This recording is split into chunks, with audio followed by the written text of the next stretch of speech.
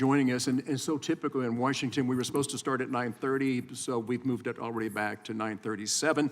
I guarantee you, though, that this task force was working on time every day, trying to get the answers the American people need to have. So the task force is convened today to present the American people with the facts, what went wrong, what the Secret Service is doing to address it, and most importantly, what other changes may be necessary. So the three goals to start off with: number one, to understand what went wrong on the day of the attempted assassination. We're talking about July 13th in Butler, Pennsylvania.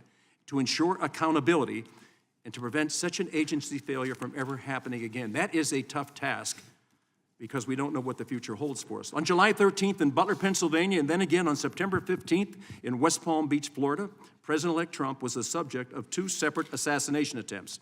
Butler, Pennsylvania is not only within the district I represent, but it's also my hometown where I grew up and have fond memories of playing American Legion baseball on those grounds. I attended the July 13th rally with my family, my wife, one of my sons, and three of our grandchildren.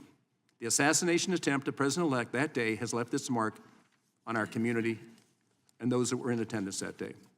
We lost Corey Competore, a volunteer firefighter who was dearly missed by many. His wife, his two daughters, woke up that day with the excitement of being able to travel to Butler, which is only a few miles away from their hometown, to experience an event that they really were looking forward to. Four people were in that car that morning. That night, only three were in the car. Mr. Competore died. Our local law enforcement agency were wrongly smeared in the media for helping with the rally security. The Secret Service Zero mission failed on July 13th. And more trust in our federal agencies was lost. But the news is not all bad. After the departure of Secret Service's former director, Kimberly Cheadle, new leadership has taken responsibility for failures. Director Rowe, thank you. And has been called out the complacency in the agency. Choosing a path of cooperation in pursuit of the truth, the Secret Service made every single employee this task force requested available for interview. The Secret Service's own mission, accountability review, is a credible self-critique and substantially consistent with the findings of the task force. When tested again with a second assassination attempt in West Palm Beach, Florida on September 15th, the Secret Service security redundancies, while not flawless, got the job done and kept President-elect a safe distance from harm. On October 5th, President-elect Trump returned to the stage in Butler, Pennsylvania with members of his own family. The differences between the planning, coordination, and execution of this event compared to July 13th were like the difference between day and night. The task force upcoming report includes a few dozen recommendations for Secret Service and its parent agency, the Department of Homeland Security, as well as Congress. In less than 5 months, the task force has conducted 46 transcribed interviews with local, state, and federal officials, participated in over a dozen briefings with relevant agencies, reviewed approximately 20,000 pages of documents, visited the site of the July 13th assassination attempt in my hometown of Butler, and the site of the September 15th assassination attempt in West Palm Beach, Florida. It also went to FBI laboratories in Quantico, Virginia, to examine the physical evidence from the July 13th attempt. This work has positioned the task force to make bipartisan determinations about exactly how the failures occurred and where the responsibility lies. At the task force hearing on September 1st, it noted three key areas of failure by Secret Service that occurred on July 13th. This included planning errors that led to confusion among local law enforcement partners, an inexplicable failure to close public access to the site where the shooter, Thomas Crooks, chose to position himself. And third, a communications and command structure that did not facilitate rapid communication. Further investigation has revealed new information shedding light on each of these failures. First, planning areas by Secret Service not only created confusion among local law enforcement partners, but also among the Secret Service agents working at the rally. In interviews with the task force, multiple agents offered uncertain and at times conflicting takes on what the duties of Secret Service personnel working in key roles for planning and execution the day the rally took place. Second, our investigation found that AGR Complex, the grounds and buildings adjacent to the rally site where the would-be assassin Thomas Crooks fired from, were not secured due to the Secret Service failure to understand and confirm key information. Interviews with Secret Service agents revealed the area was never secured because agents mistakenly believed that state and local officials planned to secure it. Secret Service never verified this charge before or during the rally. Third, communications, and I think this is really the most important. Communications and intelligence failures occurred in numerous ways, ranging from a flawed setup, agents failing to speak up about problems they observed, training issues, inadequate resources, and not having the ability to communicate with one another in the moment of the crisis. After much investigation, we found no any evidence or testimony suggesting that any Secret Service in proximity to President Trump at the rally, who might have been in a position to get him off the stage, knew that there was a suspicious or armed person on a rooftop until after shots were fired. In the course of our investigation, some interviews with Secret Service personnel included expressions of regret, while others took defiant stances blaming colleagues for their failures. Several Secret Service agents interviewed by the task force have either already left the agency or have been placed on a status called situational telework, where they are not allowed to contribute to the core duty of protection. Those agents have been left in flux, waiting to see if these fundamental leadership failures will ultimately lead to the end of their careers. It's not in our nation's or anyone's interest for the Secret Service to delay accountability decisions any longer. I strongly encourage Director Rowe to review the task force final report and act to hold those individuals responsible for the failure accountable in a way that enables the Secret Service to move forward. We are no longer under the illusion that there is still work to do in fixing these problems with the Secret Service. Every 4 years, those campaigning for our nation's highest office reach out across America to connect with the public and ask for their support. This is a fundamental principle of our democracy. On top of being responsible for protecting our nation's highest-ranking officials, their families and foreign dignitaries during a campaign season, the Secret Service must protect the candidates running for office. This greatly increases their optional tempo and pushes the resources to a limit. Today, we will discuss the lessons learned from this past campaign cycle and underscore what needs to happen moving forward. I want to thank Acting Director Rowe for being here today, and now I yield to Ranking Member Crow for his opening comments. Good morning. I would like to thank the chairman and the members of this task force, and perhaps most importantly, the bipartisan staff for their incredible hard work over the last 5 months. I would also like to thank Acting Director Rowe for joining us here today for this important hearing. Political violence has no place in this country, and that is why the bipartisan work of this task force has been so critical. On July 24th, just days after the attempt on Donald Trump's life, the House of Representatives unanimously passed a resolution establishing this task force. Our mandate has been to investigate the facts and circumstances leading up to the assassination attempts in Butler, Pennsylvania and West Palm Beach, Florida, to understand how these attacks happened and how to prevent a similar incident from ever happening again. But we also had another mandate, another unofficial mandate, and that was to come together as Democrats and Republicans and to show the nation that we can undertake the work of conducting an investigation, of uncovering the truth, and submitting a bipartisan report telling that story. And that is what we have done. In less than 5 months, the task force has done an outstanding amount of work to accomplish its mission.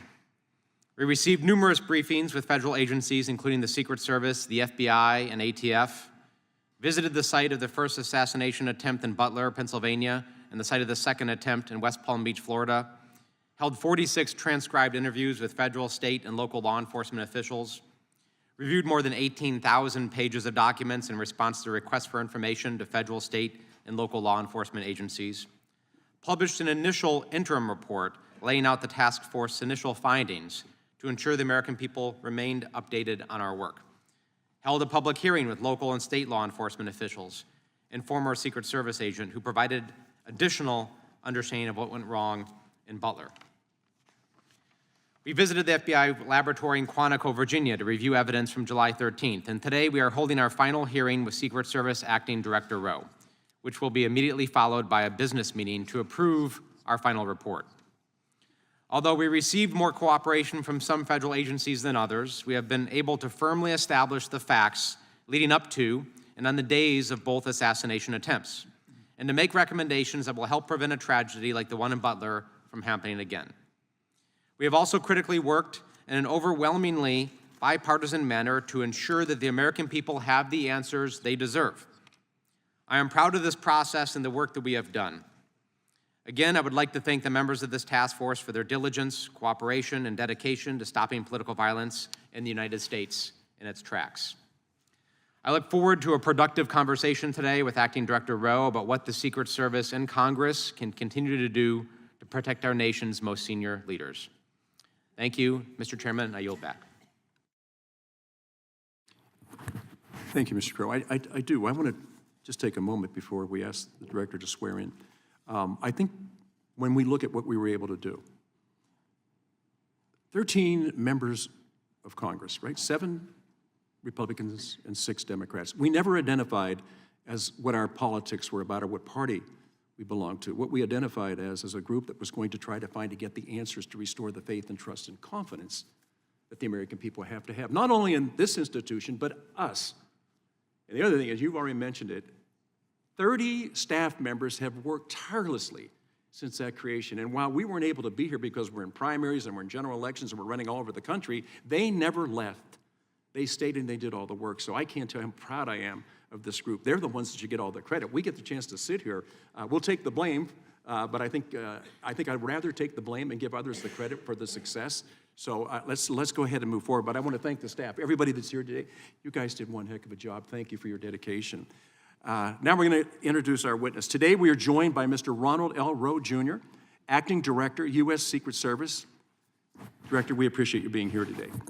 Now, will you please stand and raise your right hand?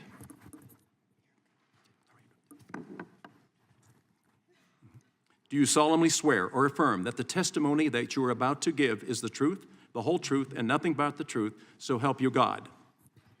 Let the record show that the witness answered in the affirmative. I now recognize Mr. Rowe for his 5-minute opening remarks.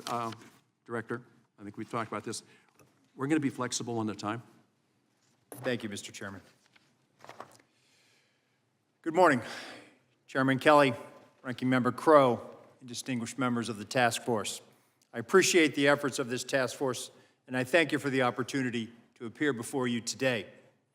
July 13th was a failure of the Secret Service to adequately secure the Butler Farm Show site and protect President-elect Trump. That abject failure underscored critical gaps in Secret Service operations, and I recognize that we did not meet the expectations of the American public, Congress, and our protectees. And they rightly have that idea based on how we performed. President-elect Trump was wounded. A cowardly and despicable act killed 1 person and critically injured 2 others.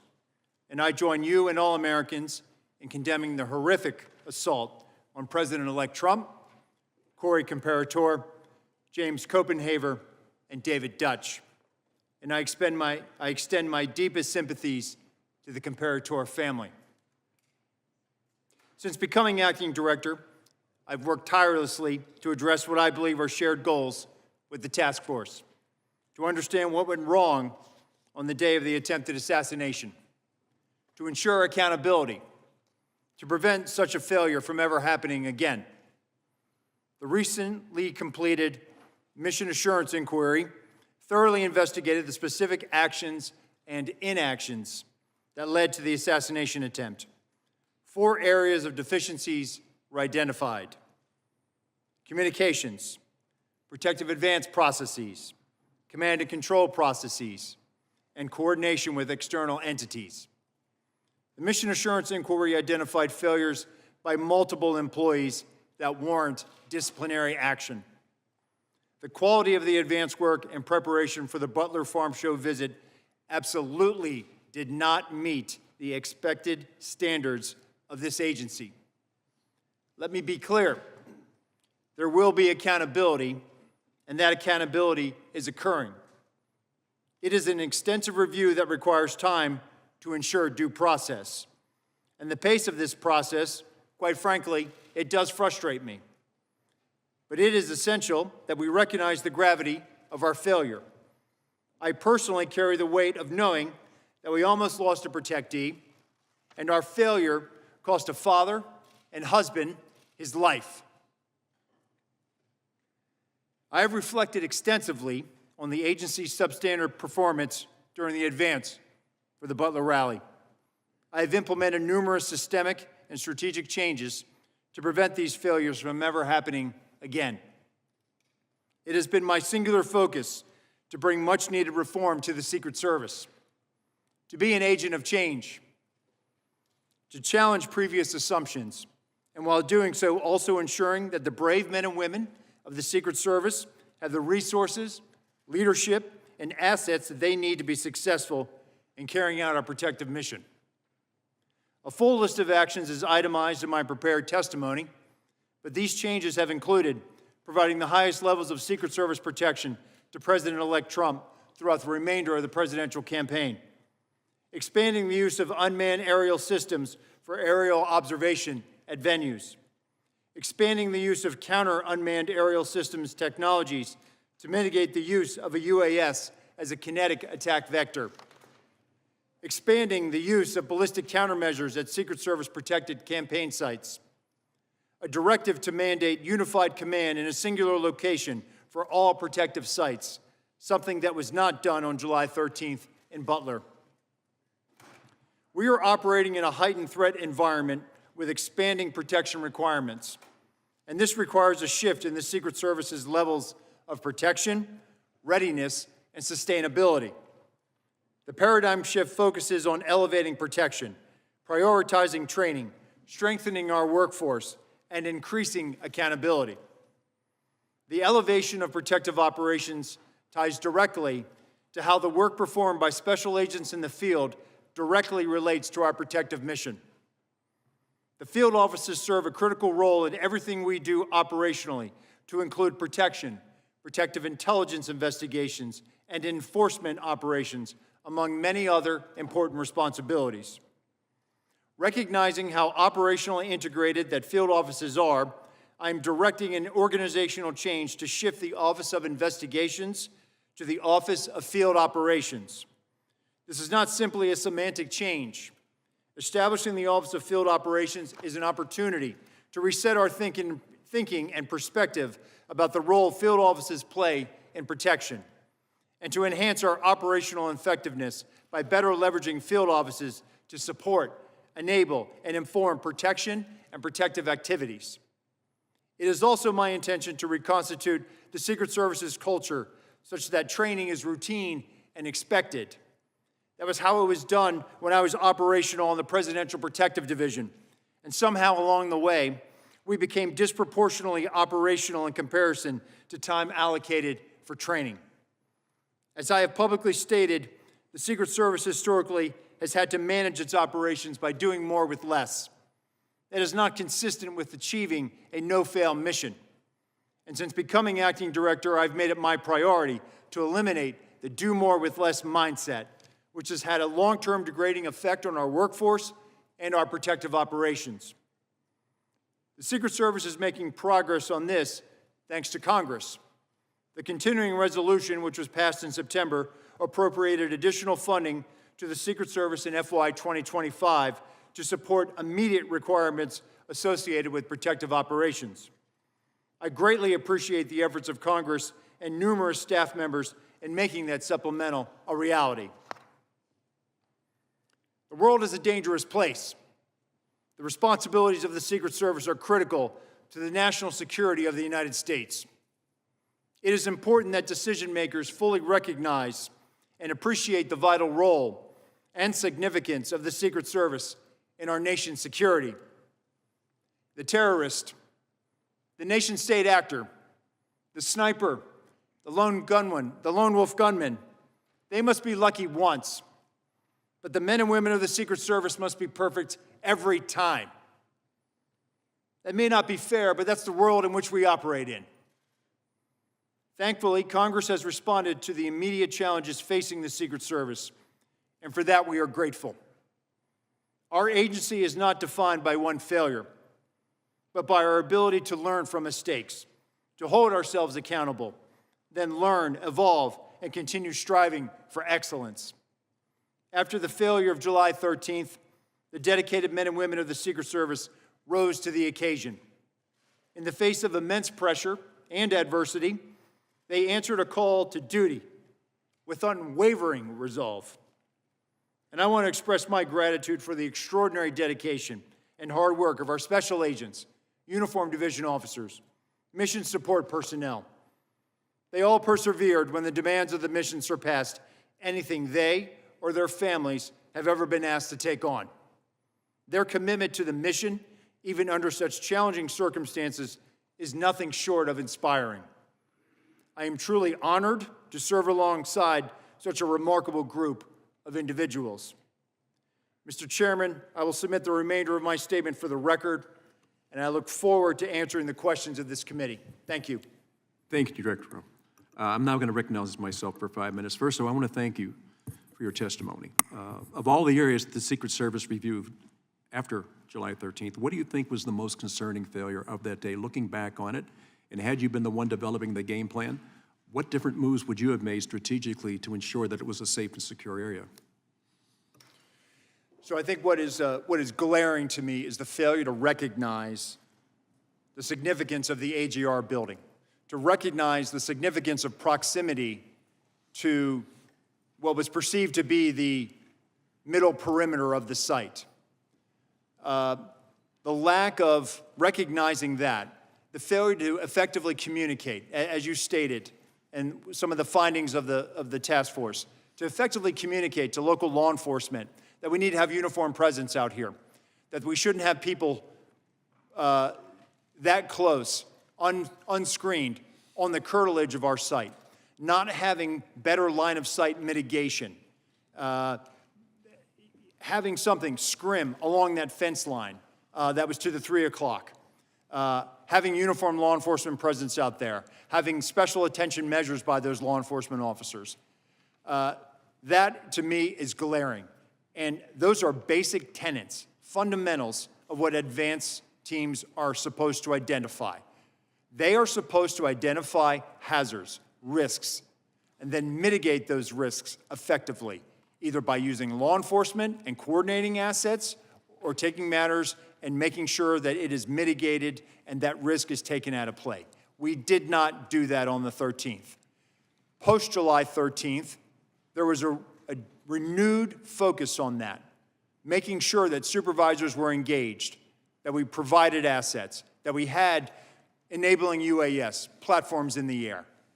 That was the difference on October 5th that you saw with your own eyes, sir. You know, first of all, I want to thank you for your testimony. You know, of all the people that have weighed in on this, myself, my wife, 3 of my grandchildren, and 1 of my sons were there. I was on the grounds both on July 13th and October 5th. I want to reiterate what I said earlier. The difference is the difference between day and night. And my concern was, from the day the site was selected to when it was turned over to Secret Service, somehow that exchange, for whatever reason, the ability to coordinate the efforts between local law enforcement and federal agencies just seemed to be casual. I don't think local law enforcement knew enough about what was expected of them. I think that day they were doing what they thought they were supposed to do, and then afterwards it's like, well, we should have communicated better. And I've got to tell you, from the beginning, I always was trying to figure out why 2 different command centers, and why weren't the 2 command centers even able to communicate with each other? Because at the end of the day, it's about communication. And as I've already said, we shouldn't have waited till 11 minutes after 6 that day to determine that we couldn't communicate. So going forward, you've already made some changes, and I think when you look at October the 5th, and it's, to me, when I walked on the grounds that day, I felt like I was in the safest place in the world.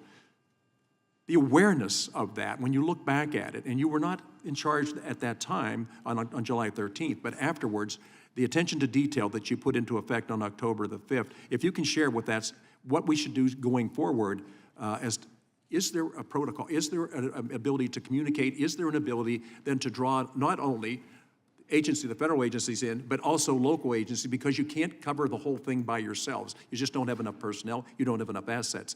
Going forward, I know you've already initiated plans like that. Just share a few of those with us, please. Sure. So we've Actually, now we have done some organizational changes as well. I've created an aviation unit, right? So that's making sure that we're putting out those drones up in the sky to give us visibility. If we don't have a drone, or if for whatever reason a state or local wants to fly a drone, we're going to allow them to fly that drone as well. The whole point is to get, and this is what we did not have on July 13th, and it's one common operating picture. On October the 5th, we knew exactly where every law enforcement officer was because they were using a Blue Force tracker. We have that same platform. So having that domain awareness now moving forward at our protected sites, that is a change that we are operationalizing. We did this as part of our paradigm shift. We have to look at the threat and what that threat is. And our security model is based on that threat. And we have to prepare every day that there is somebody out there who's there to do harm. And that means that we have to communicate that to our state and local officers, and they are just as much of a partner at the table when we are developing that plan. Okay, thank you. Listen, we could go on for a long time back and forth of what was there. I just will reiterate it. There is only one person on this panel in this room, unless other people came down from Butler, that was there that day. I was there that day. It was really messed up. I couldn't understand at all what was going on because it was unlike any other rally that I'd ever attended. I do know that you have so many protectees that are out there. The size and scope of your responsibility is beyond what the average American would understand. And I think by having these hearings, people are going to understand what is the purpose of the investment, why do we do it, and who all is it we're trying to protect. At this time, I'm going to turn over to Mr. Crowe. It's been wonderful working with him, and his military background exceeds anything I ever knew. So, Representative Crowe, please. Thank you, Chairman.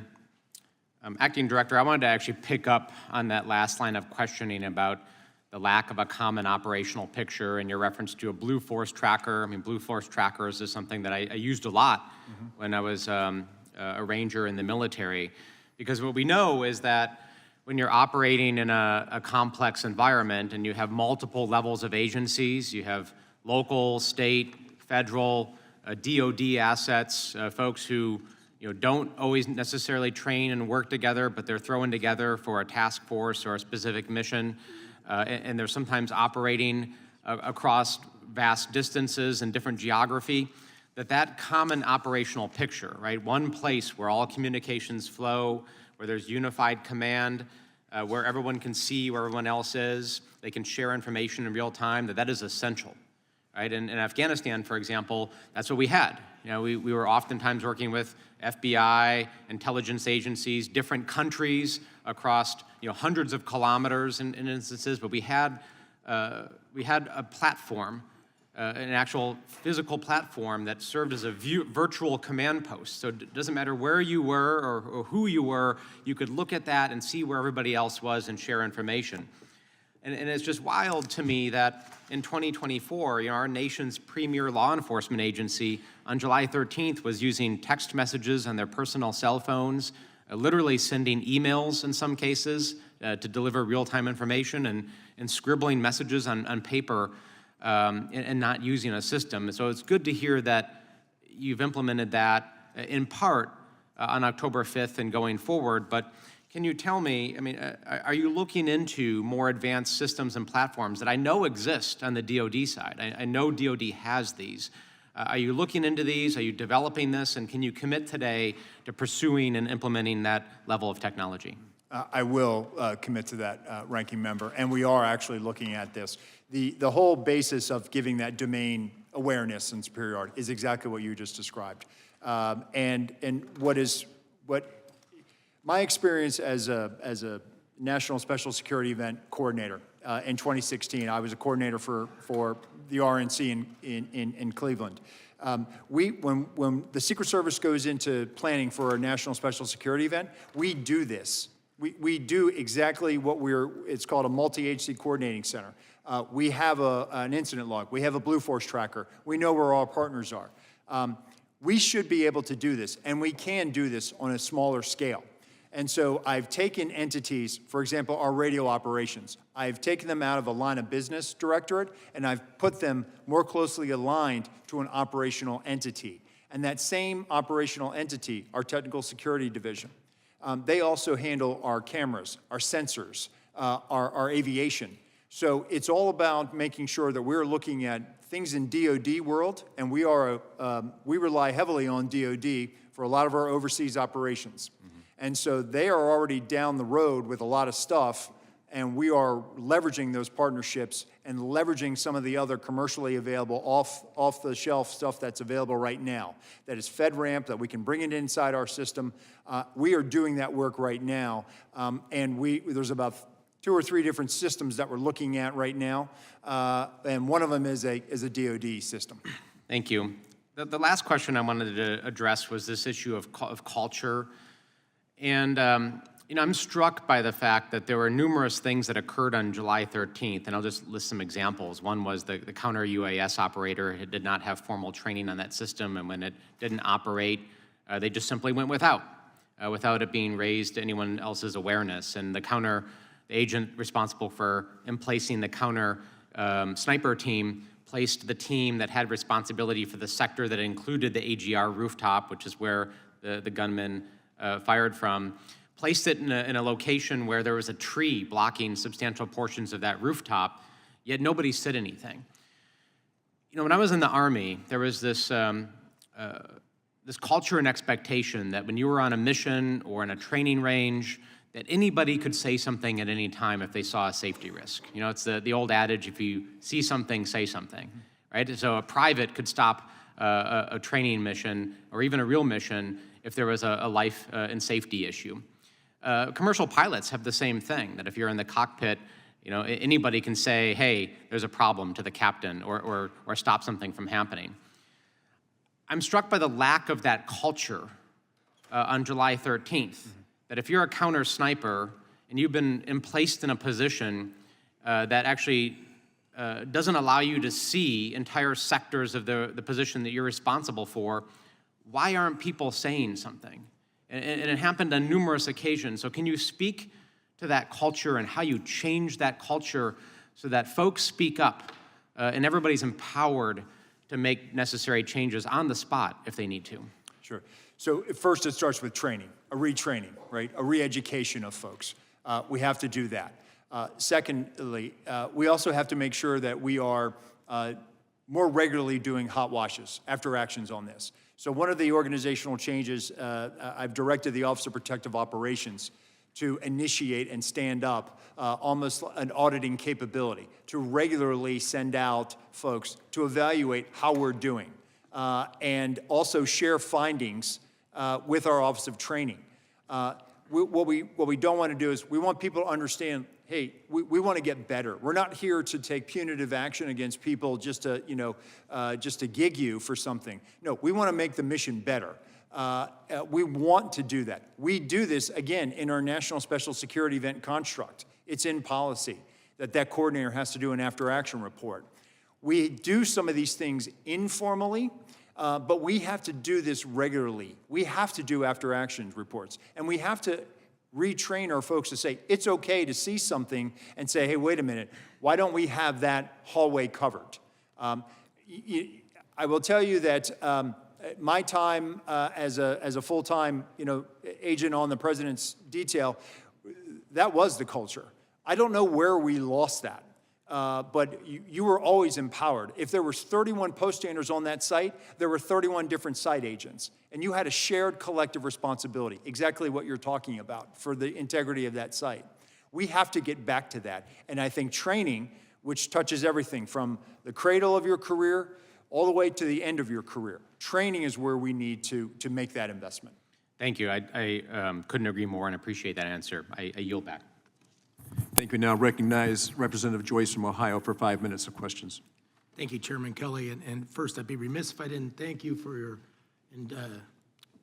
Ranking Member Crowe, for the fair and honest way in which you've handled this matter, and to the distinguished colleagues I have here on this committee for the use of their background. Since my background seems to be in appropriations, and I happen to have chaired the Homeland Security Appropriations Subcommittee in '24, I'm pretty familiar with your budget. Yes, sir. And so I think I want to go down that lane with you. In the September CR, Congress approved $231 million in supplemental funding for the agency led up to the '24 election in November. Director Rowe, Acting Director Rowe, could you describe specifically how that funding was used? How did you prioritize where to allocate it, and how those decisions will impact the longer-term resource needs of the agency? Sure. So there were immediate needs that we used a portion of that money for. So we are submitting regular reports back to the Appropriations Committee. So they are closely tracking this, and we see this as an opportunity to prove that we can fiscally spend this money in a very responsible way. Those immediate needs were, following July 13th, we made a request to the Department of Defense for increased air mobility support. That's a reimbursable agreement that we have with them. We increased our reimbursable agreements with other partner agencies to fill some personnel gaps that we had. Tactical operators from other agencies from across the department, other support when it came to counter UAS, support for screening with the TSA. So as we brought up the president-elect and the vice president, we brought them up to the highest levels of Secret Service protection, same level as the president. And so we needed that money for additional reimbursable agreements, requests for assistance that we have with other agencies. We've also started moving money out to acquire more materials that we needed. As we started to put more assets out on the road, classified assets, ballistic assets, now the wear and tear on that is going to increase. So now we have to make sure that we can acquire more and put more money down on contracts so that as we are going to now go through the service life of these materials, we have to be able to replenish them and replenish them quickly. So some of these are long lead items. So that money has been very, very helpful to us in making sure that we can address our immediate needs. Great. In your written testimony for this hearing, you referenced that one of the practices after taking over the agency has been realigning agency technology programs with the appropriate operational entities across the Secret Service with the goal of effectively leveraging internal research and the development of emerging technologies. Director Rowe, could you provide additional detail on what has been included in that process, and has the DHS been helpful to your agency in pursuing technological modernization efforts? Have you worked with the Science and Technology Directorate or any of the DHS components to evaluate available technologies already being used by the department or any recent developments in these emerging technologies? Yes, we have, Congressman. So S&T has been very helpful to us with our technical security. We actually use some of their money to do some sandbox testing of things that we're looking at. Many, many years ago, we had an Office of Protective Research, and that office did a lot of R&D, did a lot of evaluation of things. There was a reorganization more than a decade ago, and that research element within the Secret Service kind of went away. It was ad hoc. We often relied on other partners, DoD, for example, to do a lot of research, DARPA and other entities.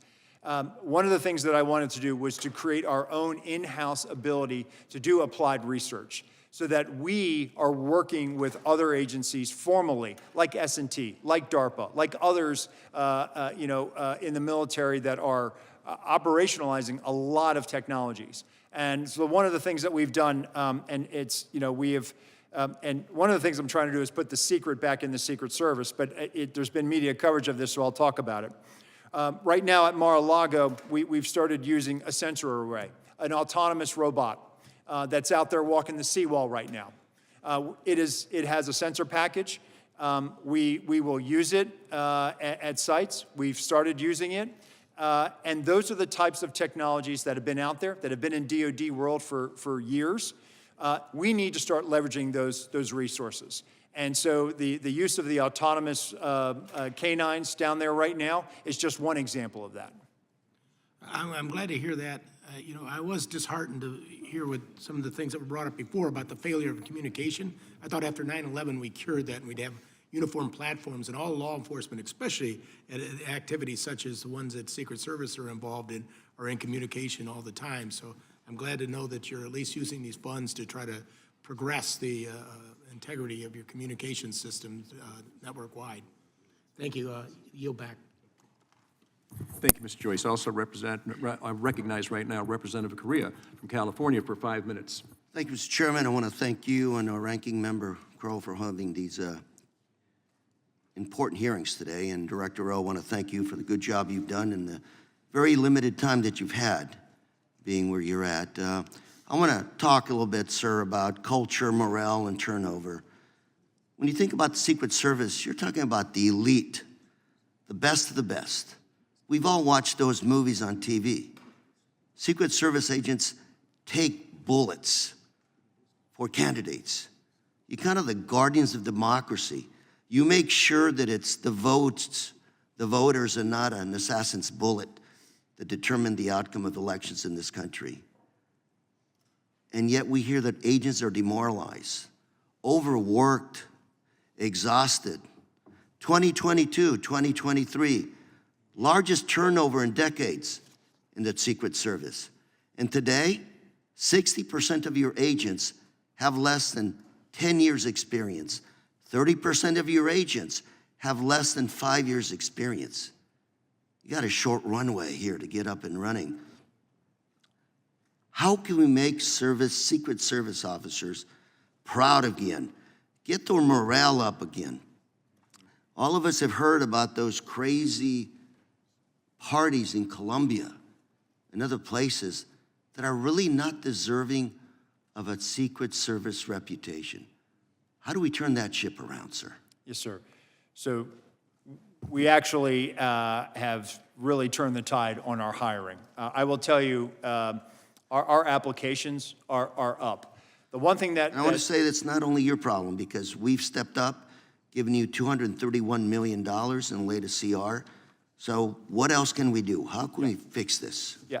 So we closed out FY24 on the plus side, first time for a net gain, over 200 agents, around 200 agents or so. We've increased our net, and we've been able to hang on to our veteran agents. Part of that is by giving them a retention incentive, which we just rolled out now. We're able when you say hold on to them, is that because people are, you got retirements coming up, or is it people just want to leave the agency? I think part of it is the workload, right? And I think what will alleviate that workload is bringing more in. Okay. So right now, we have about 500 agents in various states of training between now and March. We are going to onboard another 400 by June, and we're going to onboard 200 uniform division officers by June. We are on pace right now to hire 650 special agents and 350 uniform division officers. So being able to retain the workforce that we have and bring on more, we're going to make steady gains. Because when I look at what we have ahead of us in 28, another presidential campaign, an incumbent who's not going to be out there, who's not seeking office, but is probably going to be out there campaigning.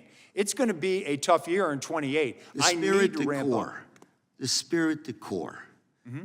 Are these new agents proud to be in the Secret Service? Do they know it's an honor to serve? They do. When I speak with them prior to when they graduate, we have a very candid conversation, and then I explain to them. Others. So we're essentially bringing in more folks, reducing their workload, make sure they get plenty of sleep, and they're on the job. True, and we're also going after with a targeted recruitment. We're trying to get people from the military, from law enforcement, with specialized skills, special operations experience, and bringing them in, and then having them join the ranks of our Special Operations Division. So we're basically taking a multifaceted approach to build our ranks. And those folks, when they join, they're proud. That's one of the proudest days of their life, when I hand them that commission book and badge. And I explain to them that they have an obligation, not for the people that they protect, but for also the people that came before them, that paved the way, and the people that will come after them. Director Rowe, I've got about a minute left. Sure. Last question for you. Same question I've asked before. Who's in charge? Okay, if you're in a place, a site where you're going to have a rally, campaign rally, and the Secret Service believes this is not a safe place, I don't get a good feeling about holding this rally here, and the campaign says, no, we're going to have the rally here. Who's in charge? Who wins that argument? Listen, ultimately, it is the Secret Service responsible for creating that safe environment. That's not my question. If that environment is not completely safe, do you have veto power over the decision to hold that rally at that place? We do, and we do have those conversations with staff. So you can tell them, you're not going to have the rally here, you got to move somewhere else. We do that, yes. Just want to make clear. So you can do that, you have that power. We do, and it is a conversation. They have the same objective. They want to keep their protection. Because that's not what I've heard before, but I will take your word for it now, and we'll discuss it further later on. Thank you, sir. Chairman, I'm out of time. Thank you very much. Thank you, sir. Now to recognize the gentleman from Louisiana, former sheriff, maybe still sheriff, the only member of law enforcement that sits on this panel. Mr. Higgins, you're recognized for 5 minutes. Thank you, Mr. Chairman. I was a captain in the sheriff's office, but I appreciate the promotion. Mr. Director, I appreciate your responsiveness to my personal outreaches to you in the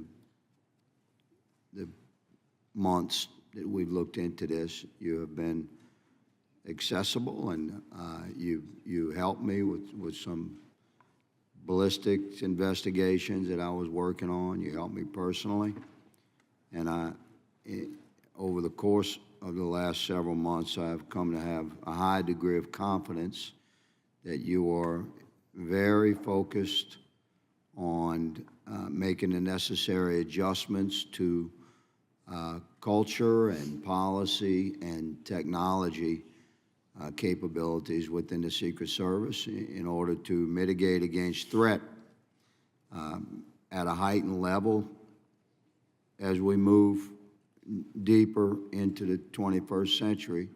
I think you have stepped into a difficult chair at a time of incredible challenge, and you've done so with quite courageously. And I say again, you've been very accessible. That's important to members of Congress, because when we feel like we're closed out from the executives that we are efforting to work with and to provide appropriate oversight, we don't appreciate that. So you're to be commended, I believe, good sir, for the character that you've shown in stepping into your chair at a difficult time and in the way you have interacted with Congress. So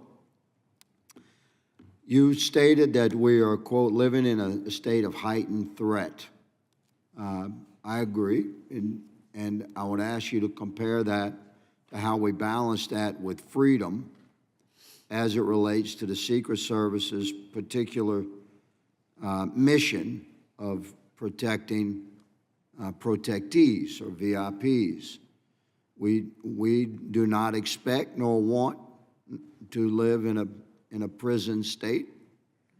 Some of my colleagues mentioned it's not completely safe. Let me say there's no such thing as completely safe.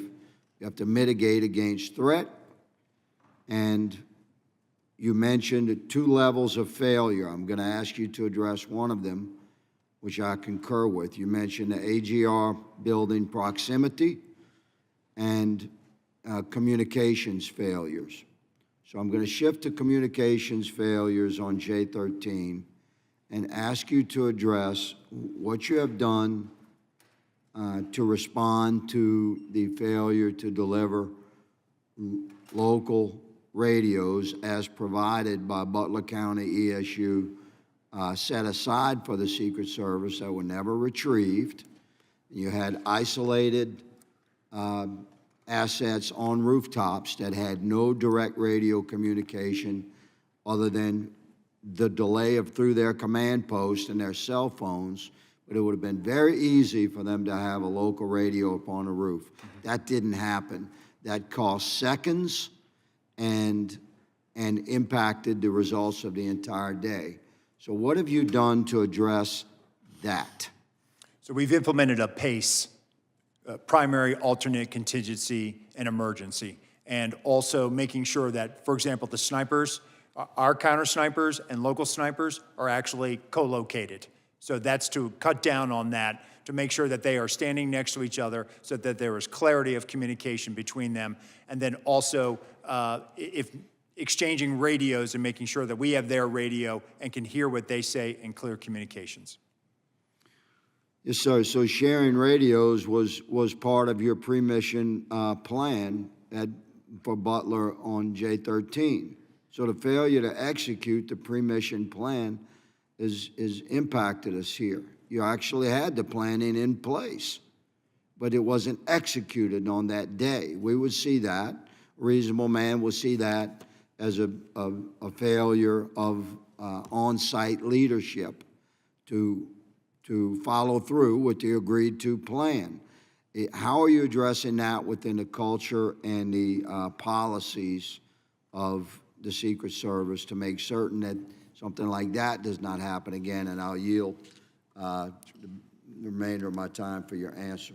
Sure. So the Office of Protective Operations and our Office of Field Operations now, that is something that they ensure that we have, that either shared incident command posts, and then where we have partners with Special Operations Division entities that are supporting us, that there is somebody with us, and we either have their radio or they are with us, and we are testing those communications in advance to make sure that they are rock solid. Thank you for your clarification on that very important topic of radio communications. Good, sir. Appreciate you being here. I yield, Mr. Chairman. Thank you. We now recognize Representative Dean from Pennsylvania for 5 minutes of Mr. questions. Chair, if I may, can I introduce some articles into the record at this time? Certainly. First one, an exodus of agents left the Secret Service unprepared, New York Times. Second one, more high-ranking officials in Secret Service stepping down, CNN. Acting Service Director responds to critical new reports about security failures, NBC News. Agency in crisis, NBC News. And final one, Secret Service touts protection improvements as election looms. Thank you. Without objection, so ordered. I now recognize Representative Dean from Pennsylvania for 5 minutes. Thank you, Chairman Kelly. And I want to personally thank you and Ranking Member Crowe for how you have conducted this task force with the seriousness and the nonpartisanship that you brought to it. I also do want to echo the thanks to the staff, the extraordinary work of this bipartisan staff over these many weeks and months. And I want to acknowledge the tragedy that was July 13th. I thank you, Director Rowe, and all of your talented agents for so seriously looking at what failed. And I appreciate that you used immediately in your testimony the words that July 13th was a failure. It absolutely was. And I'm thankful to you for not trying to fog it over with some euphemism, some opacity that would not tell the American public what they need to know, what Congress needs to know in order to support the Secret Service to do your mission of no fail. So I thank you for that. I want to talk as quickly as I can around advanced pre-planning, then the day of, and then line of sight and snipers, counter sniper by Secret Service as well as local ESUs. So, for example, at the last hearing, I had the chance to talk with Butler Township Police Department Patrolman Drew Blasco. He testified that during the July 11th walkthrough, he told 3 Secret Service agents from the Pittsburgh field office and the Donald Trump detail that the AGR complex was a vulnerability. Some of the vulnerabilities he spoke about was the ability of people to get on the ground. I don't think he spoke specifically as to the roof, but the fence line, that chain link fence line over to the fairgrounds, that it was see-through, frankly, and the opacity, that the failure of making that opaque. There was, I think, some discussion of vehicles, put some vehicles along there, ag vehicles or something. So my question is, I know that the Secret Service has testified that they don't remember those conversations. Did the Secret Service discuss the vulnerability with local police or anybody as to the AGR complex, that fence line, the property itself?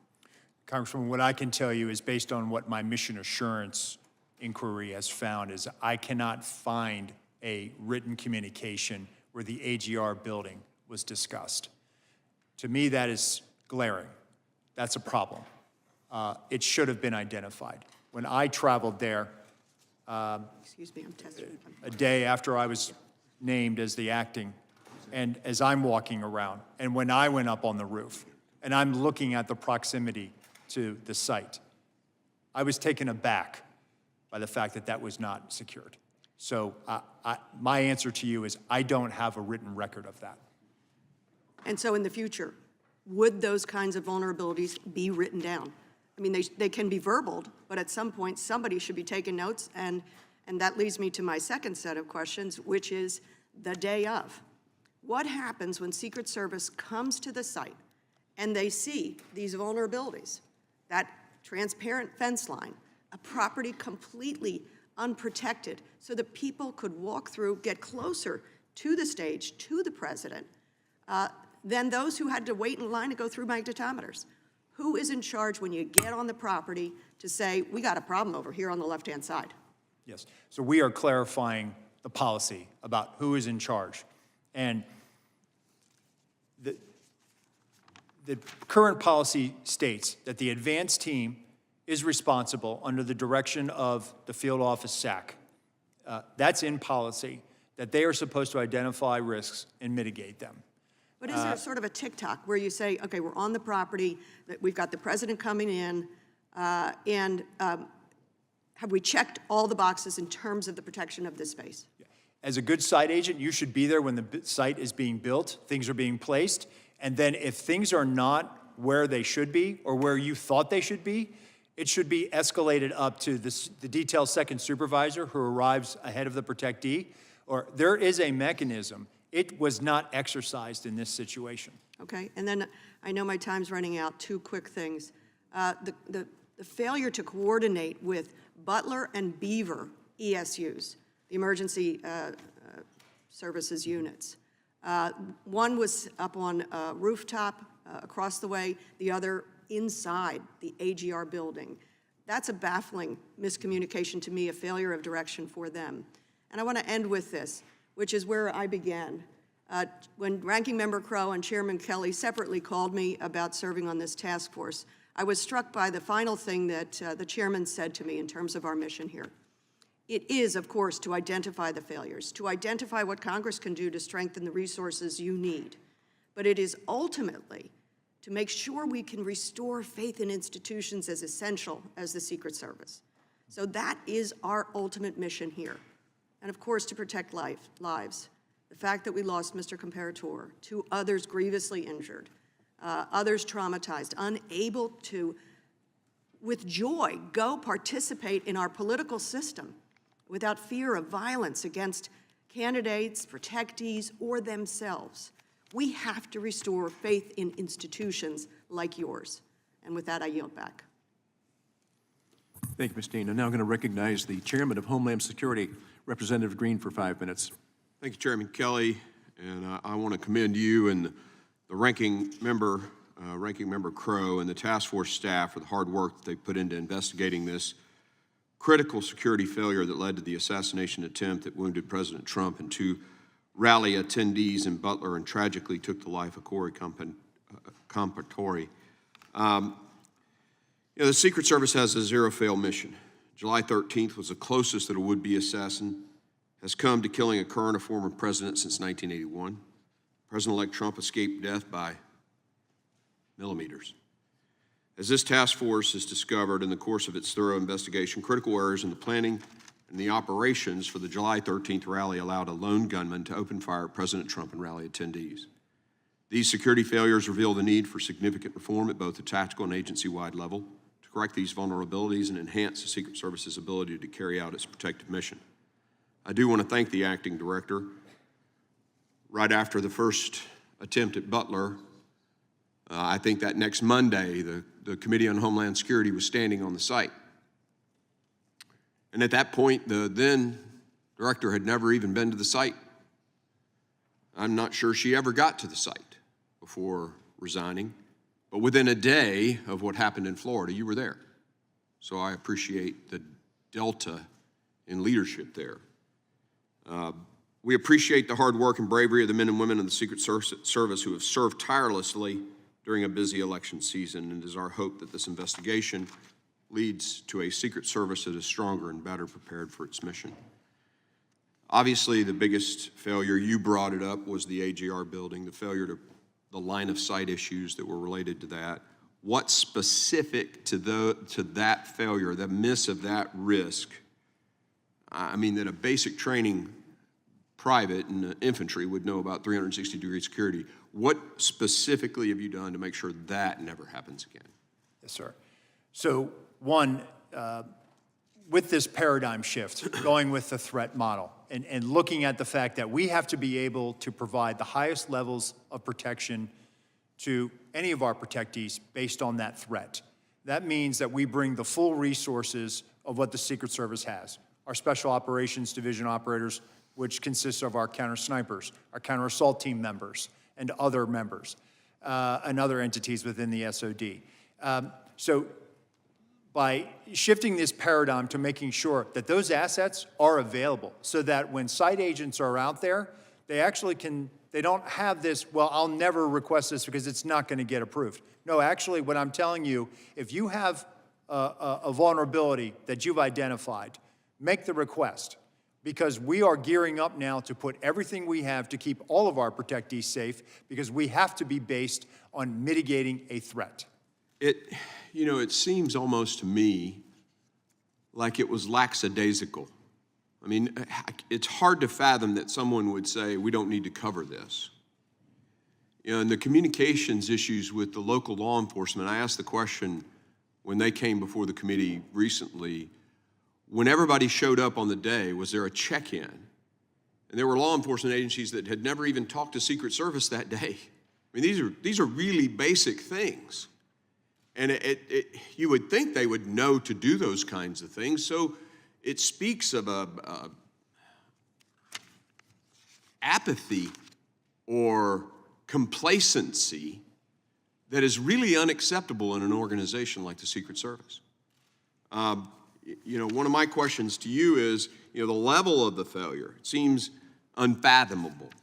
The internal policies that weren't adhered to, the failure to mitigate very obvious risks. It speaks to a culture that, you know, lack of attention to details, lack of sense of urgency, complacency. I mean, these are leadership, these are command climate issues. What is the command climate of the Secret Service? That's the thing that concerns me the most. When I reported to the 160th Special Operations Aviation Regiment commander to be their doctor, right? At that point in my life, I was 38 years old. I had graduated from West Point Ranger School, commanded in the 82nd Airborne Division, an infantry company. I had a master's in systems information. I had a medical degree, top of my med school class, and I wondered if I was good enough to be on that team. That's what I'm talking about, elite culture where everybody comes to work every friggin' day saying, I will do everything I can to make sure I don't fail. And I'll tell you, going to war, I didn't give a shit if I died. What I didn't want to do was fail. But your guys showed up that day and didn't give a shit. There was apathy and complacency, period. And that's your mission now. I appreciate all the systems and the technology that everybody else has asked about. But this is a leadership issue. This is a command climate issue, a culture issue. Can you make a few comments about what you're doing to fix the command climate at the Secret Service? Yes, sir. So we are reorganizing and reimagining this organization. That includes making sure that we are developing a leadership development program so that we are touching people at the GS-13 level, which is right before, the equivalent of like a captain, touching them before they get promotion to 14. And we are going to do that, and I just met with the Naval Postgraduate School yesterday. I graduated from the Executive Leaders Program at Monterey. I think it's a worthy program. We need to hit people and identify leaders earlier on, besides just saying, well, they've been here for 18 years, let's make them a GS-15. Good. That's what we have to get to. Good. I yield. Thank you, Chairman. Now I'm going to recognize Representative Houlihan from Pennsylvania for 5 minutes. Thank you, Chairman. Thank you very much for your leadership as well, Ranking Member Crowe, and to all of the staff members who did all of the work that has produced this really important set of recommendations and findings. I thank you as well. Thank you, Acting Director Rowe, too, for the conversation today. I have two lines of questions, and I am, frankly, going to focus on some of the technology that I think is essential for us to be able to make sure this kind of thing doesn't happen again. For roughly 11 minutes on July 13th, Mr. Crooks was able to fly a drone near the site of the Butler rally. The Secret Service equipment, as we all know now, that could have tracked it perhaps back to its origin wasn't functioning at the time of the flight. And you have testified in the U.S. Senate hearing that had the U.S. Secret Service counter-drone equipment been working probably, quote, you may have possibly been able to stop Crooks. We've also learned that requests from the agent responsible for the counter-drone equipment for increased counter-unmanned aerial systems capabilities and earlier access were denied as well. So several times today, and actually in your opening remarks, you talked a little bit about the different ways that state and local and you all work together in making sure that these locations are secured and your protectees are protected. But right now, state and local law enforcement don't have the legal authority to operate counter-drone equipment to advance detection or mitigation. And actually, interestingly, in your opening remarks, you made a reference to the fact that you felt as though that might be something that they should have the ability to do. Would it have been useful if state and local law enforcement had additional capabilities and legal authorities to be able to conduct counter-drone detection and mitigation to support the Secret Service, sir? I do, with proper coordination with FAA. Thank you. That's my first question, and there is several ideas in this Congress that are bouncing around to be able to give you those authorities, and I would love it if I could ask for your support in helping make sure that that happens. My next set of questions has to do with some of the testimony that we had in our first hearing, where I'm, unlike some folks here, my background is in engineering, and I focus a lot on emerging threats, cybersecurity, biotechnology, and biothreats. And I'm struck by the fact that we're kind of always trying to solve for the last problem that we had, and the last problem that we had was a sniper on a rooftop. And obviously things are evolving, threats are evolving, and your kind of work needs to evolve alongside it. Representative Joyce talked a little bit about the appropriations process, and you talked a little bit about the Office of Protective Research that sounds like is now defunct. What kinds of things are you doing, and what kinds of things can Congress be doing to help you stay abreast of those kinds of emerging threats, to make sure that you can coordinate with DOD and with DARPA and those kinds of things, so we're not kind of constantly reinventing the wheel on this? What can we be doing to help, and what are you doing as well? So definitely, and again, obviously the color of money, right? O&S money is fantastic, but PC&I money to be able to go out and acquire things is critical for us. It's critical for the Secret Service. We've certainly had challenges with getting enough PC&I money through the years. That's a separate conversation. But being able to have an applied research element within the Secret Service now is going to be able to have us regularly now go out and interface with all these other entities, the private sector, Silicon Valley, others that are doing innovative things that can be helpful to us, because it's not just about physical protection, it's cyber protection as well. Absolutely, and to the degree that we can continue to be helpful with that and helping you with the color of money and making sure that you have those resources, please do let us know. And also, I think one of the things that I was struck by when we were investigating, trying to understand what had happened, is we were able to see a kind of a creation of what his drone saw, and what the angles, sight lines and things were. And I was struck by the fact that this was kind of the first time that we thought about those kinds of things, at least on this side of the world. And I'm certain that there are a lot of technologies and ideas that are maybe on DOD side or other places where you all can benefit from these, and FBI as well can benefit from the kind of work that DOD is already doing. With the last couple seconds that I have, training for the guy who didn't know how to fix the drone. What are we doing to make sure that that doesn't happen again? So we've actually established an airspace and aviation section. So now they are the folks that go out and are primarily responsible for all of the counter-UAS and all of the enabling UAS. And so now that we have a direct hiring authority, we have this ability now, thanks to OPM, they were very cooperative. We can go out and hire drone operators. You can fly them remotely from Washington if you need to. My goal is to get more drone operators and people with this expertise downrange in the field so that they can go out and do this and are there on the ground. And that's going to help us fly drones and identify line of sight vulnerabilities, get that eye in the sky perspective as we're doing our advance. Thank you. I yield back. I appreciate your time. Thank you, Ms. Wilman. Now recognize Representative Lee from Florida for 5 minutes. Thank you, Mr. Chairman, and thank you, Director Rowe, for being here with us today. As is evident by today's hearing and will also be evident in the forthcoming report, this committee has successfully been able to develop a detailed overview of the facts and circumstances surrounding the days of these two assassination attempts, and we'll be able to provide some specific suggestions and transparency about those events going forward. The Secret Service has been cooperative with this committee, and we appreciate your efforts to ensure that we had information that was necessary to make this process meaningful.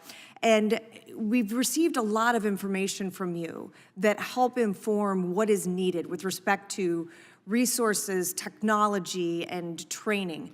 But I would like to discuss with you another aspect of protective work that I believe is also critical to the success of our mission here today. You testified earlier that part of successful protective work also includes being aware of and considering the actual threat environment. So would it be correct to say that when you all are engaged in protective work, one of the things that you do is go to the actual site, assess the physical location, and make an assessment of the specific geography and needs associated with securing any specific event site? Yes. Is it also correct to say that part of preparing for these types of events is to analyze the actual threat information that you have, whether it is a specific active threat going on, a greater threat landscape, that you also consider the types of threats and the threat environment that is active at the time of an event you're trying to secure? Yes. So would you agree that you're fighting a big diversity of threats? You mentioned earlier things such as a lone wolf actor, a nation-state actor, that there are an incredible diversity of threat actors that you are trying to fight against. Yes. And so for us as Congress, with our mission here, which is to understand what has happened and what you need, how we can equip the United States Secret Service to effectively perform their mission, would you also agree that it would be useful or constructive for us to have access to that type of information as we go forward and attempt to finalize our assessment of the going forward future needs of the United States Secret Service? Yes. And here, I would like to say this. I noted earlier that the Secret Service has been responsive with us and has provided us with a great deal of information and insight about your operations, what you did in preparation for these 2 days, and what went wrong. But it is important to note information that this committee does not have from the Department of Justice, including components of the Department of Justice, the FBI, and ATF, and what we do not have from those agencies, to include digital analysis of electronic devices belonging to crooks, the same for electronic devices belonging to Ralph, interview summaries for the family members of crooks who were interviewed by the FBI after this event, any sort of overall financial analysis of these two individuals and who they were and what they were doing. So while we have an extensive and thorough analysis of the logistics, the specific things that happened on that day, who was standing where, who wasn't on a radio, how we could improve the implementation of the security measures that were in place that day, in a very real sense, we do not have some of the critical intelligence information that might have helped us even better understand the needs of your agency going forward. Our mission on this task force is to understand what went wrong on the day of the attempted assassination, ensure accountability, and prevent such a failure from ever happening again. And I would assert that preventing such a failure from ever happening again necessitates that this Congress has access to all of the relevant information related to these days, related to the actual threat landscape that affects not only President Trump, but other protectees that are under your care. So I beseech and suggest to the Department of Justice going forward that this is information that can and should and must be provided to Congress if we are to understand how to equip and support our federal law enforcement agencies. And with that, Mr. Chairman, I yield back. Thank you. Thank you. You're spot on, Ms. Lee. Now I want to recognize Representative Ivey from Maryland for 5 minutes. Mr. Ivey. Thank you, Mr. Chairman, and thank you to the ranking member and my colleagues for such bipartisan work here, and thank you to the staff as well. Thank you to you, Mr. Rowe. I appreciate what you've been doing and how you've been cooperating with us and the work that you've done at the Secret Service as well. I did want to follow up on Representative Houlihan's questions about drones. I do appreciate the fact that you've addressed many of the issues with respect to the failures that occurred on that day. But I do want to be mindful of making sure we're not just fighting the last battle, and we're looking ahead to the future, as Ms. Houlihan suggested as well. And I don't know that I want you to answer what I'm about to ask you, at least not in open session, but on October 7th, Hamas used drones to attack actually to launch its attack against Israel. The drones appeared to me, and based on what I've seen in videos, to be relatively unsophisticated, relatively inexpensive, but very effective in carrying out that mission so that Hamas could breach Israel's front line and commit the attack that occurred later that day. And we've also seen what's happened with Russia and Ukraine with respect to the use of drones too. And frankly, we were seeing this before July 13th. Pretty extensively, I think. So one of the things I want to ask, use of drones for that day, I know we've talked about the visibility piece, I think was your word, reconnaissance and the like, but I want to hear from you, maybe not in public, but maybe in executive session, about the countermeasures that are available to the Secret Service to deal with drones that are used to actually conduct the attack. So not just sending information back, but as we saw on October 7th, could actually carry, for example, an explosive device that could be used on that day. Now, I know Chairman Green with Homeland Security, you've heard the passion he brings to this and the background that he has, and he's right, we did have a hearing on this at Homeland Security, not just that issue.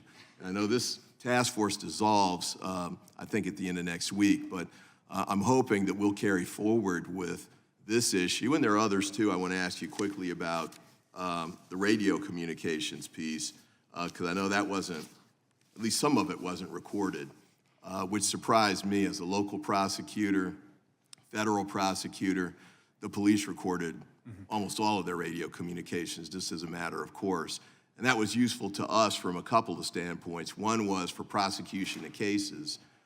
We'd have actual live time recordings that we could use that we could present to a jury that confirmed the testimony that may have been provided to the jury at that time, but also from a management standpoint. You can go back and listen, and that's one of the first things I asked when we got this, the information was, where are the radio communications? I want to hear what happened that day. Now, we had to settle for, the email communications and the like, the text messaging, the sort of things people did on an ad hoc basis to deal with the emergency in a quick way. I thought that was insufficient. And it seems to me that you should be recording these just as a matter of course for the reasons I stated. Body cams is another one to think about, I would say. I know that can be expensive in a way that radio communications are not. but also extremely valuable in the prosecution of cases. You've got, there's nothing to prosecute with respect to July 13th, but there is with respect to Mar-a-Lago, and I don't know what the evidence there is, but you know, that's the type of information that could be useful.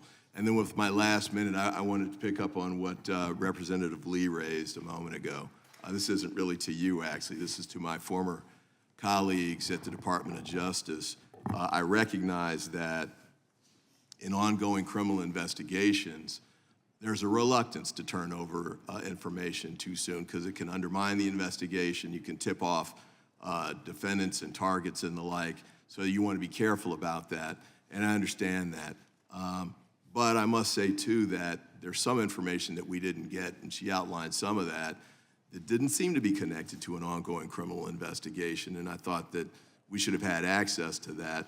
And I'll note this as well. I've done some previous investigations, the Whitewater hearings, for example, when I was a staffer many years ago, where we were able to communicate with the independent counsel on an ongoing basis. And we did that in the wake of the Iran-Contra disaster, where they immunized Ali North, compelled him to testify. Department of Justice then ended up having to dismiss the case. It was thrown out of court because of the information sharing that took place. But even in the wake of that, Congress was able to work with the independent counsel, and it can with the Department of Justice, in making sure that we get the information that we need to handle these kinds of situations, because this is about as serious as it gets from the standpoint of what we're tasked to do. This is extremely important work. We would need to make sure that our elections are controlled by ballots and not bullets, and this was relevant here. But thank you for what you've done and the work you've continued to do, the direction you're taking the Secret Service in. Mr. Chairman, thank you for allowing me to run over, and I thank all of you, all my colleagues here and the staff again for the outstanding bipartisan work that you've been able to do. Thank you, Mr. Ivey. Now we recognize Mr. Fallon from Texas. Thank you, Mr. Chairman, and thank you for the work that you and Ranking Member Rowe and the rest of the committee has done, and certainly our staff. Mr. Rowe, would you agree that the protection that President Trump was provided on the 13th of July was wholly and tragically negligent? The site plan was abysmal to the point of derelict. And on the 13th of July in Butler, Pennsylvania, the United States Secret Service not only failed President Trump, but Corey Comparatori and the American people in historic fashion. I would. In the months leading up to July 13th, who was the director of the Secret Service? Kimberly Cheadle. Okay. Other than former Director Cheadle, who was the most senior Secret Service agent? In the agency? That would be me. I was the Correct. deputy director. In the months leading up to the July of 24, were you made aware of highly credible intelligence that a serious and grave threat to President Trump's life from an adversarial nation state? There was a very serious threat. In this open setting, Congressman, I can't discuss what I was or was not aware of. Well, the former Director Cheadle said she was aware, so I would imagine by extension you were aware. You said in open session that I would point to Director Cheadle's. All right, so you were aware. So we have a unique circumstance here because we had a former president of the United States who is the leading candidate at that time to be the next president of the United States, and he will be now that we know. And he was being threatened by a foreign nefarious nation state because of actions he took while he was president of the United States. Very unique circumstances. So being that you were aware of these unique circumstances, did President Trump, was he provided a security detail akin to what a sitting president would receive? At that time, he was not. He was not. Would you agree that if there was a counter-surveillance unit there in Butler on the 13th, he would have been safer? I think if there was a counter-surveillance unit advance that was on the ground, it could have aided the advance team in identifying the AGI. So he would have been safer? President Trump yes, would have been safer? Yeah, okay. I don't think this would have even occurred, but be that as it may, did the president's detail request a CSU, to your knowledge? I'm not aware of a request for CSU. Now, was the threat from the nefarious nation state disseminated to agents in the field and in the protective details? I'm just pausing, Congressman, because I'm trying to walk a tightrope here in an open setting. What I can tell you is that the Secret Service provided assets on that day for a particular. What I can tell you, sir, is that the folks that are whistleblowing and informing some members of Congress say that they were not aware of this threat. And that's what I'm getting at with being proactive and showing leadership is we know for a fact that there was no CSU in Butler. Was there a full CAT team there? There was not. No. A full CAT team, 6 members, and there were 2 there. So you knew of the threat. You didn't disseminate to the field and protective details. You didn't. President Trump didn't have a protection that was akin to a sitting president. He didn't have the CSU. He had only the third of the CAT team. So that's that kind of ineptitude and inaction and complacency and neglect that really, quite frankly, is as telling as it is chilling. And had it not been for a very blessed, fortuitous, and a happenstance of a perfectly timed turn of a head, President Trump would have lost his life that day. Now, this is another thing that concerns me. We report to our constituents. And instead of really, after this happened, did you go the next day to Butler, Pennsylvania on the 14th of July? I did not. Okay. Did you go that week? I did not. The FBI held that site secure for 5 days as an active crime scene, and they released it back to the owners on the 18th, and you did not visit. And when did you finally visit the site? I visited about a day after I was appointed. So July 24th? Cheadle came in July 22nd. She got skewered and roasted by the Democrats and Republicans on the Oversight Committee, of which I sit on. She resigned the next day, and then only that day did you go. I'll take your word for it, Congressman. Why'd you wait 9 days? 11 days? Why did I wait 9 days? Yeah. Director of the FBI went to the site. Why didn't you go? Congressman, I think I was appointed July 23rd, and I was there on the 24th or 25th. But you were the second most senior member of the Secret Service. You could have gone. And I was managing from here the crisis. We actually Okay, so you didn't go. dispatched. Got it. Did you call the, you were managing the crisis you just said. Did you call the detail that night on July 13th that was protecting President Trump? On that night, they were operational, sir. You did not. Okay. Did you I call him not. the next day? No, I did not. Okay. When did you finally talk to him? I spoke to them when they arrived in Milwaukee. So 4 days later, July 17th, does that sound about right? Yes, sir. Okay, so you waited 4 days, and when we were talking earlier, a couple months ago, this is an epic failure. We all agree on that. And instead of really focusing on the egregious errors and correcting the incompetence and improving the doctrine and changing the culture, there was a massive appropriations request.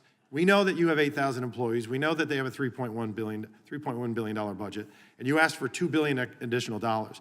What sticks in our craw is when we report to our constituents, we have to say, hey, this federal agency failed epically, and then they wanted to almost double their budget. How much would it have cost to put somebody on that water tower? How much would it have cost to have drones that were actually functioning that day? How much would it have cost to have an ether cable to where your anti-drone technology would have worked? How much would it have cost to do a walkthrough with local law enforcement to secure the AGR site? Or put cameras on that roof? Or put agents on that roof? Or have your snipers have iPads? Or have one command post instead of 2? Or cordon off the damn AGR complex, 17 acres. That wouldn't have cost $2 billion. And in fact, with caution tape, signs, posts, and stakes, it would have run about $410 because we ran through it. Let's add another zero. Say it's $4 grand. It's not $2 billion. So I got another question for you. Do you recognize this photo?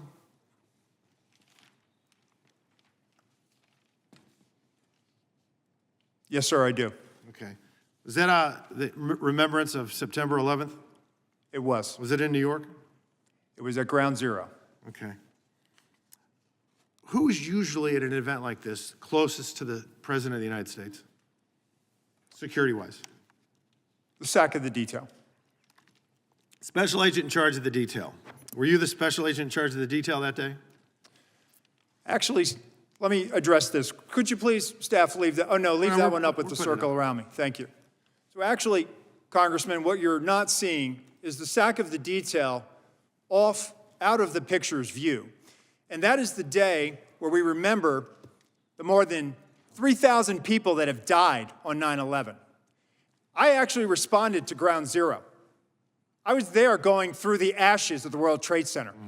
I was there at Fresh Kills. I'm not asking you that. I was I'm asking there, you Congressman. if you were I you was the special there agent in charge? to show respect You were not. for a Secret Oh, that's Service a bunch of member horse hockey. that died on 9/11. Oh, that you're trying to be. Do not invoke 9/11 for political purposes. Oh, that I'm not. I'm invoking this. You are, word. sir, Gentlemen, and you are out of line. I would like to ask him a question. Please. You are out of line, Congressman. Don't Way try out to of bully line. me. I am an elected member of Congress, and I'm asking you a serious question, and you are I playing am a politics. public servant who has served this nation and You spent won't answer the time question. on our day, on our country's darkest Mr. day. Chairman, Committee you will not come Do answer- to not order. politicize it. Committee will come to order. I'm asking you serious questions for the American people, and they're very simple. They're not trick questions. Were you the special agent in charge that No, day? I wasn't. I was there Oh, no, representing Mr. the Chairman, United I'm States just Secret asking you yes or Service, no. sir. Mr. Fallon, your and time's did not expired. affect protective Fallon, You know operations. why you were Time's there? expired. Because you wanted to be visible, because you are auditioning for this I was job there to that pay you're not gonna respect for a get fallen come member of January this 20th. agency. You endangered You are President out of Biden's line, life, Congressman. Vice You President are out of Harris's line. life, because you put those agents out of position. Mr. Because you have a Chairman. radio with Mr. you? Fallon, You your wear time a has vest, you have a expired. weapon? Mr. No. I did, sir, and you are out of line. Mr. Chairman, Mr. Chairman, The dignity. Mr. Chairman, Yes, sir. please. All right. And we are back You're in a order bully. now. We are back in order now. Thank you. Mr. Moskowitz, you are now recognized for 5 minutes. Okay, Congressman? how you doing? Good, sir. All right. So, look, the reason emotions are high is because we almost did have a former president, and now the president-elect, literally almost killed live on television. And there were two pieces of luck that day, one bad, one good. The Secret Service's luck ran out that day because the systemic failures didn't start on July 13th. They were probably occurring, and the luck ran out that day. But luckily, President Trump moved his head and he wasn't killed. I can't imagine where we would be if we didn't have that second piece of luck. And so everyone here brings their different experience. I'm a former emergency management director. I know disasters when I see them, right? And July 13th was an absolute disaster. There's just no question about that. And I've done after action reviews, and you go through the things, in your response to a hurricane and what failed, and then you're like a general fighting the last war. We're gonna fix the things that failed that day. But really, you gotta do more of a holistic approach. Not just look at the things that failed that day, the things that aren't working in general. Bigger picture, and not just fix just those specific things. I also am familiar about what it's like to come into an agency and clean up someone else's mess, which is what you're doing, and quite frankly. And so I applaud you for that, right? You've been handed, a ship with a hole in it, and it's taken on water, and you got to figure out how to fix the hole and get the water out of the boat at the same time. And so I applaud you for stepping up and doing that. I want to talk about one of the comments that multiple people made on this committee, and it's for your agency and it's for other agencies, which is that a lot of time we get stuck in this process thing. Oh, because of process, we can't communicate with the public, or we're not going to communicate with Congress because of process. Agencies need to change with the times. Things are different now. And when you guys don't put out information, that vacuum gets filled with conspiracy theories. We talk about restoring faith in the institutions. Yes, government needs to work, and people need to see that they're competent. But at the same time, we're not going to be able to restore that faith if the agencies aren't communicating with the public and instead are getting conspiracy theories online because no one else is giving them information. And that's going to be a push-pull that you, DOJ, the FBI, are going to have to deal with in today's world of communications. Other people will tell your story for you, and it will be false if you don't tell it. I want to talk about two specific things, and then I want to get to page 7 of the report, which for me is the most important. The 9/11 Commission recommended fixing the comms issue by creating a network. AT&T, FirstNet, I think Verizon has one as well. We knew about the comm failures that day, the throttling the radios, people on different systems, and yet 20 years, 25 years later, your agency is still struggling with the same problems we had on 9/11. officers using their own personal cell phones, not on the network that was made for emergency personnel, which would have worked that day. Procurement. I want to talk about procurement because it's something that most people don't think about and it's not sexy. And I did tons of procurement when I was the emergency management director. One of the reasons why we have this problem, and it's not just at the federal level, I saw it at the shooting in Marjorie Stoneman Douglas at my high school between the city police versus the county, the sheriff's office, is everyone's doing their own procurement. Every city, every county, every state, every federal agency, every sector is doing different procurement. And you're all hiring different companies with different systems, and no one talks to each other. Computer systems, radio systems, whatever it is. And we're not going to fix this problem until we figure out how to do more of a comprehensive procurement for multiple agencies to get them on the same systems. And so that's a system piece, but I'm telling you, we're not going to fix this problem until that happens. But I want to talk about page 7 of the report. There's a line in there, and I'm not going to ask you to comment because I know what the answer will be. I've been through this. Page 7 of the report says, Congress must consider whether the Secret Service investigative obligations can effectively coexist with its primary protective mission and whether the agency's investigative functions should remain within the Department of Homeland Security. Yahtzee. And I will tell you that Homeland Security was the right to create it. Senator Lieberman was right. It has a core function. It should exist.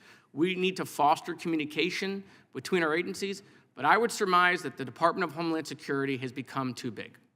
It can't function. It's 22 agencies, and it's just gigantic. And every director, administrator of FEMA that I've talked to, when they were in the agency, wouldn't tell me that. But as soon as they left, they would say, we can't make the changes that we know we need to make within FEMA because we can't get it done within Homeland. And so I'm going to be filing a bill the first day of next Congress to remove FEMA and Secret Service from Homeland Security and make them direct reports to the White House. I think the changes you want to make, I think you'll be able to make them quicker if you're not within Homeland.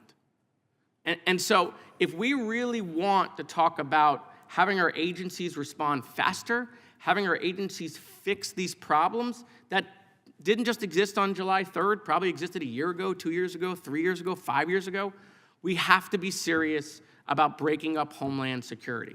We have to realize that a 22-agency department cannot function efficiently. So it's quite frankly the reason why I joined the DOGE committee, to some people's misconception. I joined it with a specific focus on trying to fix Homeland because that's where this conversation is going to happen, right? And so while we look at the report, I would tell you not to overlook page 7. Everything we've talked about technology, everything we talked about, everything Representative Green talked about culture, right? You actually had a funny line. You said you want to put the Secret Service, you want to put the secret back in Secret Service. I think Representative Green was making sure you don't forget about the service piece also, right? But I think you got to get outside of Homeland. I do. And I'm not going to ask you to comment on that because trust me, I've had 100 conversations, and when they're in public, they're very different than when they are in private. Everyone knows that Homeland is not working in its current condition. But you know what happens? Everyone wants to protect their sacred cow. You staff on the Homeland Security Committee, right? They won't let it happen. Homeland doesn't want to let it happen because they'll want more. 22, they'll take 30, right? I mean, it's just the way it's working. working. So, you know, Mr. Chairman, I want to thank your leadership running the committee. I want to thank Ranking Member Crowe. I think the report is very important. I think we've done it on a bipartisan basis. But I really want to hit this point home. If we are serious about making these changes, then we got to get serious about we have an agency that is not functioning in Homeland because it's just too big. Thank you. I yield back. Thank you, sir. Before we close, I want to turn to Ranking Member Crowe for brief closing remarks. Thank you, Chairman, and thank you to the members for this hearing. You know, this was an overwhelmingly bipartisan, productive hearing. I mean, the questions from the members were serious and robust, and clearly they took their charge to learn the issues and to dive into the investigation very seriously. And I also want to thank you, Acting Director Rowe, You know, I've been in Congress now almost 6 years, and I've been in plenty of situations where there are directors and department heads and acting directors and department heads who are in crisis situations, right? Or contingency situations where there's a crisis within their agency or something that has gone wrong. I mean, this is an oversight hearing, so more often than not, there's something that has gone wrong. There's people that deal with that in a variety of different ways. But in my experience, and I don't want to speak for the chairman, and he'll have a chance to speak about this, but we've talked a lot about this, and you've been very candid. You've been very open. You have accepted responsibility for the things that we feel like the service has had to accept responsibility for. You obviously were not the director on July 13th. The deputy director of agencies has different responsibilities. Usually personnel management is what deputy directors do. Then you stepped into the role and have, I think, done a very good job of remediating, mitigating, and providing a path and vision forward. So I thank you for that and your continued service. And I also want to make really clear, you know, when we're talking about the Secret Service, like any of these organizations, they are broad, diverse organizations of thousands of people. And there's no doubt that there were security failures on July 13th and things didn't go right. But I also want to be very careful not to paint everybody with a broad brush. There are people that did not do their jobs, and there needs to be accountability for that. But there's also no doubt in my mind that there were many people who did do their jobs, that showed up with the right mentality, the seriousness, the commitment, who would have jumped up and took that bullet. In fact, after the shooting, did go on the stage and do what they needed to do and were willing to risk their lives. And I want to thank them. I think it's really important that we draw that distinction here, because I know a lot of those officers and agents are listening here today. And for those folks that show up every day with that commitment to excellence, who are willing to put their lives on the line, that we see them too, right? And we appreciate their service in what they do. Because we don't want to put your agency in a position where this is a negative detractor from morale. It makes it harder for you to right the ship. So that distinction is very important in that regard. I also hope America saw that we did come together in a bipartisan way and fulfill our mandate of looking at these two attempted assassination attempts. We took it seriously. You couldn't watch this hearing today and actually see who was a Democrat and Republican. If you took our name placards down here, Americans wouldn't be able to tell, who was. This was issue-focused. This was focused on our mandate, and I think that's really telling, and I would encourage folks to watch this if they haven't watched the entirety of the hearing and look at how we conducted our business here. The other thing I want to do is just thank the staff. This was a heavy lift. 5 months, the number of transcribed interviews, document requests was really substantial. At a time, as the chairman said, many of us were out on the campaign trail and accessible and spread throughout the country. Honestly, it's the staff that did the heavy lifting here, both the Republican and the Democratic staff. They have taken time away from their families. They have taken time away from their jobs. They have left law practices and other lucrative jobs to come and do important work for the American people, and I'm grateful for the work of the staff to put us in a position to submit this report and to tell the story that America deserves to have told. So with that, I want to thank you again, Acting Director Rowe, for your testimony and your commitment to addressing the issues that have been identified here today. And Mr. Chairman, I yield back. Thank you, Mr. Crow. I want to thank Mr. Rowe for his testimony and for appearing before us today. And I know that at times it can be very emotional because of what took place. I will repeat what I said earlier.